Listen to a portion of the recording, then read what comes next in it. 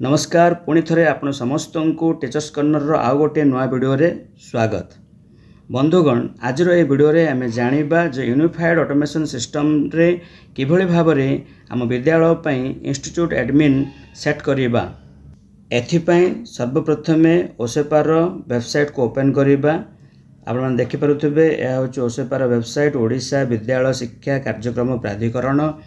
यार तलाड़ गोटे के स्क्रॉल करदेले आपण पाई परिबे जे ई गवर्नेंस एप्लिकेशन देखि परछन आपण माने ई गवर्नेंस एप्लिकेशन रो अंडर रे आपण देखिया पाइबे आउ चारटा मेनू रहिछि। सेति मध्यरु फर्स्ट मेनू रहिछि देखंतु फर्स्ट मेनू रे रहिछि आपणकर unified automation system under S&ME department.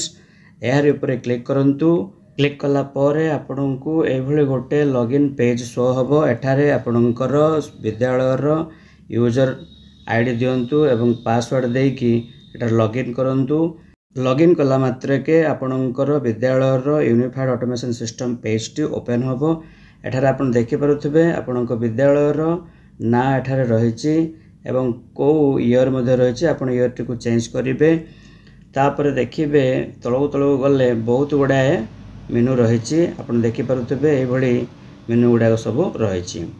तो प्रथमे जो लेफ्ट साइड जो मेनू रहिछि से लेफ्ट साइड रो मेनू मानक मध्यरु आपणकर द्वितीय मेनू डे जोडा के देखंतु एसएस कंट्रोल मैनेजमेंट। ए एसएस कंट्रोल मैनेजमेंट को आपण क्लिक करंतु। एसएस कंट्रोल मैनेजमेंट को क्लिक करला मात्र के आपणको एई भली गोटे इंटरफेस देखा हबो जोठी लिखा आइथिबो एसएस कंट्रोल मैनेजमेंट। ता तले रहिछि एक्टिविटीज। पुणी एई एक्टिविटी को क्लिक करंतु। क्लिक करिला मात्र के आपणको एई भली गोटे इंटरफेस देखा देबो जोठी लिखा आइछि असाइन रोल टू एम्प्लॉय।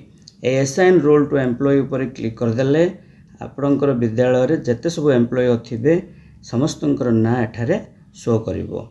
आपण देखि पारुथिबे एठी विद्यालय रो समस्तंकर ना एम्प्लॉय मानकर ना एठी शो करूछि। जतरा थिबे समस्तंकर नाम गुडी को एठी शो होछि। ठीक अछि।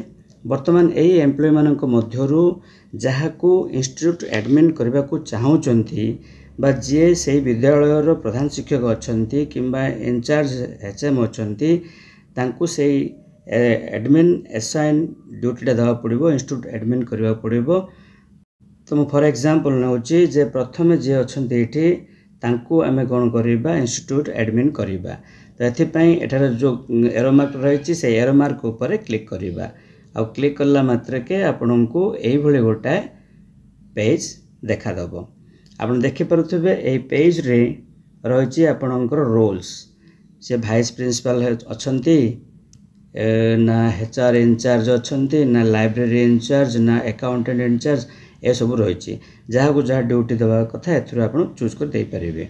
किंतु वर्तमान आमे कोन करिया चाहउचंती ना स्कूल रो एडमिन करिया को चाहउचंती। सेति पय तळको जिबा जो देखंतु तळको आसिला परे आपण मान देखि पारले जे इंस्टीट्यूट एडमिन एठारे उपलब्ध। ए इंस्टीट्यूट एडमिन पाखरे आपण राइट चिन्ह दे दियंतु। तापरे जो सेव बटन रहिछि से सेव बटन ऊपर क्लिक कर दियंतु। सेव बटन को दबाइला परे आपणकर गोटे पॉपअप मैसेज आसीजिवो। आपण देखि पारुथिबे एई भली गोटे पॉपअप मैसेज आसीबो जोठी लेखा थिबो रेकॉर्ड अपडेटेड।